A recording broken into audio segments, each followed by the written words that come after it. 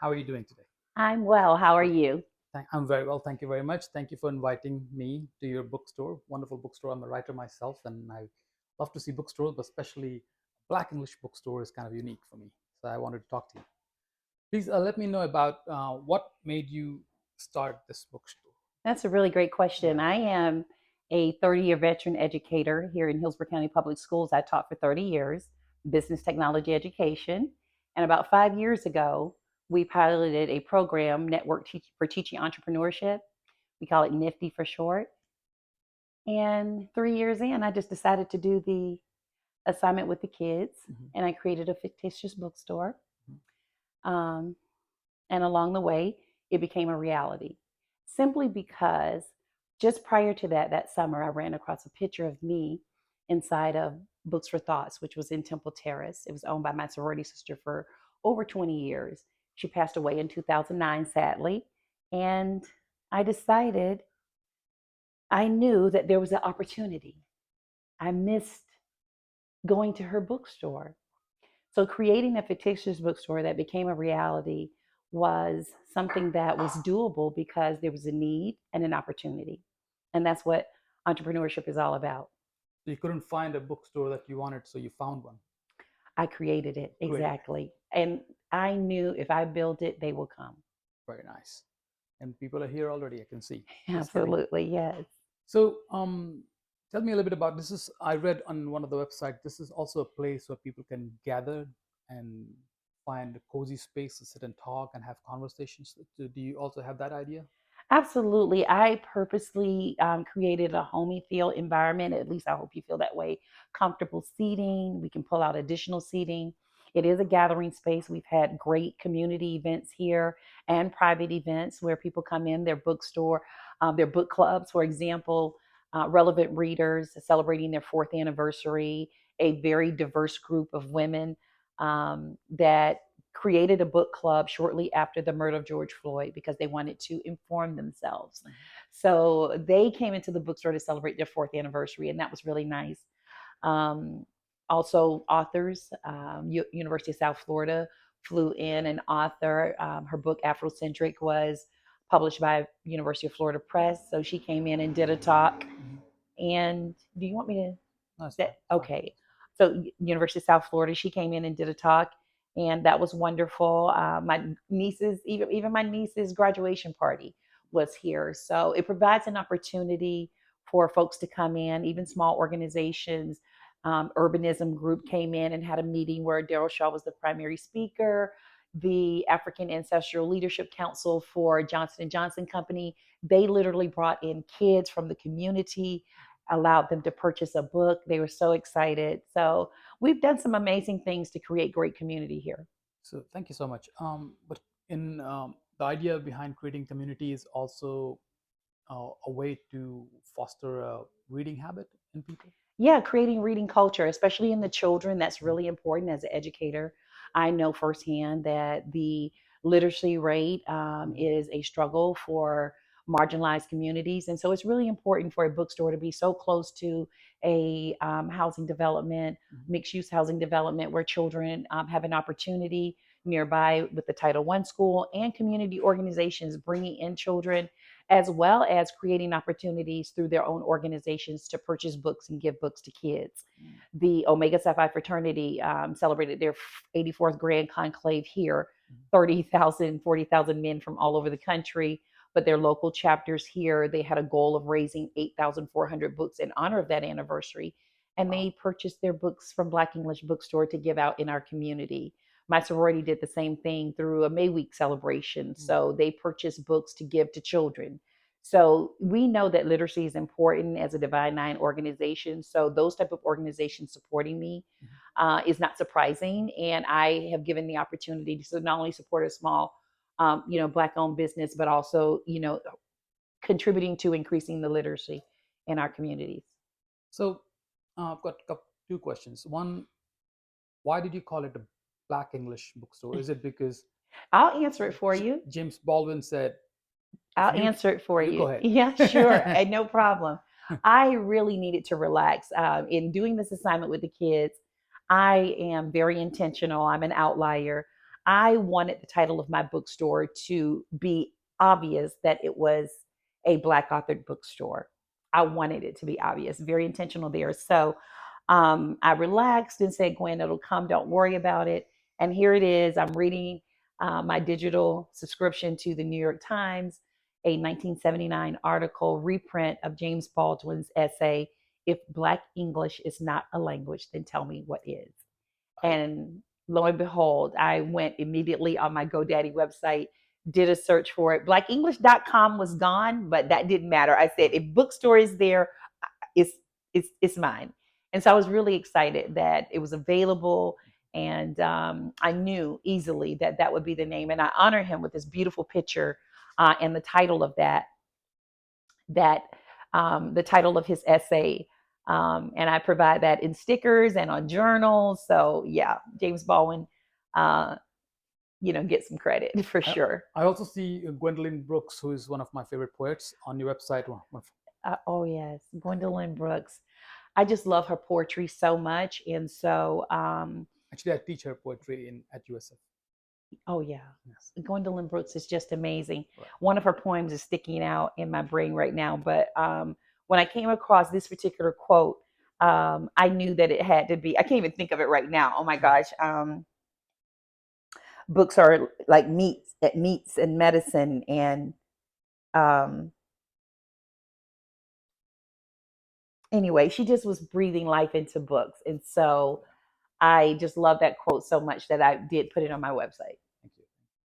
Um, my other question is, this is a primarily a woman-owned bookstore. It is a woman-owned Okay. bookstore. It is a woman-owned, Black-owned bookstore, Are and you I'm the very only proud of person, or that. you have a co-founder? Yeah, my daughter. I share everything with Oh, my 32-year-old daughter. She's a graduate of Howard University, a fine arts major, and so she has been my partner in this journey. She's here now, supporting me when she's not in LA. She's here and she's in the bookstore today. So very very supportive of me. This is our bookstore, and I'm honored to share it with her. how long have you had it for? The bookstore opened in 2022 as a bookshop affiliate, Mhm. and then I started doing pop-ups. The physical brick and mortar, Mhm. driving home from city council, I just happen to, that's a part of my life as well. This is my district, so driving home back in August of 2023, this beautiful space 4 blocks from my home had a for lease sign, and I was thrilled. I knew that this was it, and so called immediately the next day, filled out the application, and the rest is history. We moved in December 1st, so we've been open successfully for 7 months. Thank you. So this is a Black English bookstore, Hmm. women-owned, providing a space and community, nurturing a habit of reading. Hmm. Um, is it also place where you can find books that have been banned? That is such a great question, and this is how I answer that question. I am a Black woman, bold, confident. I don't ban books. That's not my title. That was a title prescribed by others who are taking literature that they feel uncomfortable with. I liberate books, emancipate books. So, yes, those books are in this store and they are mixed in with the others. This strong section here would be considered what I call liberated books. It's the Isabel Wilkerson, of course, The Warmth of Other Suns, Cast, 1619 Project, Barracoon. These are things that definitely would be considered stamp, would be considered banned in other spaces. That's not necessary for a Black-owned bookstore to do that. Liberation is really important. We are free to read. That is intentionally highlighted on my Black English logo on the doors and all of my other brand. And so, even stamped from Ibram Kendi, he's a Florida A&M University graduate. So, all of his books possibly are banned. And I, of course, have liberated them in this store. Is there a corner in this bookstore which is your favorite? You know what? Mhm. This beautiful teakwood bookshelf is just art to me. Mhm. And it was my favorite for a very, very, very long time. This one right here? No, no, Oh, just this this, entire okay. bookcase. Okay. It is teak wood, and so it kind of highlights the sections, a variety of the sections that's in the store. This is my favorite because I'm an HBCU graduate, And so the HBCU culture is a part of this store, Historically Black College and University. I had my art teacher design this for me. My mother recently passed away, so this is even more special. This is her taking a photo of me at my college graduation. That is me hugging my best friend. And then here, this is my daughter at Howard University behind in front of the wrought iron gates at her institution. And so there are a lot of Black authored HBCU graduate books in this store. And so I highlight them in this section, and I create a college going culture. So this is about entering HBCUs. Ta-Nehisi Coates, a Howard graduate, so that he's an author, but he's also an HBCU graduate. Toni Morrison, who wrote the foreword, she's an HBCU graduate. And then, of course, I want to teach children about HBCUs. So the ABCs of HBCUs is really important to me. And here, let me just, I got to turn to my favorite page, which is my alma mater. So F is for FAMU in Florida. The marching band is a sight to see. F is for Founders Day, Fayetteville State, and Fisk Jubilee, the singers. So, just really teaching kids about the different universities in a beautiful way. Hampton, Howard, Hillman College, which was the fictitious college of a different world that really propelled a lot of kids to apply to HBCUs. So this section is one of my favorite, the original art pieces there, and Black college graduates. So yeah, it's very important for me to feature this section, as well as this one, coffee table books here. James Baldwin is heavily featured intentionally, with the puppet, and also just children's books about James Baldwin. I think that's very important. And some of his original writings, of course, If Beale Street Could Talk, Giovanni's Room, and Go Tell It on a Mountain. Go Tell It on the Mountain. So yeah, those are really important to me to even highlight and honor him in that way, because the name came from, his essay. So yeah, very intentional about doing that. Well, thank you so much for inviting me and talking to me and telling me about your wonderful bookstore. You're I'll be welcome. coming here to read and sit and chat Yeah. more.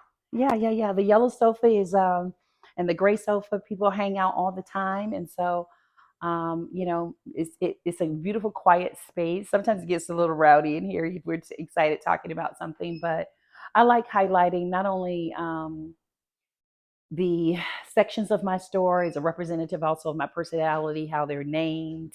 Like the cookbook section is called Set the Table, because my mom used to say that was our job as girls, to set the table. Thank you so much. And so the African American cookbook section is a wonderful section. I hope to grow into a beautiful space where we could literally have guests come in and have a demonstration kitchen, and we cook recipes from these beautiful books. And so, yeah, very excited about that. This is one of my favorites, Zora Neale Hurston on Florida food. It constantly sells out, but showing the diversity of my, I love Zora Neale. yes, but also even the Columbia restaurant. That's a Spanish cookbook, but those are people of color, of course. Right. And, the oldest restaurant in the state of Florida. So, and one of my favorite places to eat. This is another great section of mine too. This is very important to me. See, I have a lot of favorite sections, but Bras and Books and More Than an Athlete. Laura Ingraham on Fox News was very disturbed by a comment that LeBron James made several years ago, and she said, "Shut up and dribble." And so, Black men are more than the ball that's in their hand. So here are a lot of different athletes and books written by them or about them, and just Black men who are also graduates of HBCUs. So Bras and Books and More Than an Athlete is a very important section in my store. The Black English, also very important here. The language in the inner city, spoken soul, the soul. When I look, Black Talk, Talking and Testifying, the Word. These are all books that speak the Black language, and it shows you the culture of it, the linguistics of it. So really excited about that section as well. It's called Talk and Testify. So, yep. Well, thank you once again. Thank you so much. You're welcome. Thank you for interviewing me. I appreciate you all coming into Black English Bookstore, where you are free to read.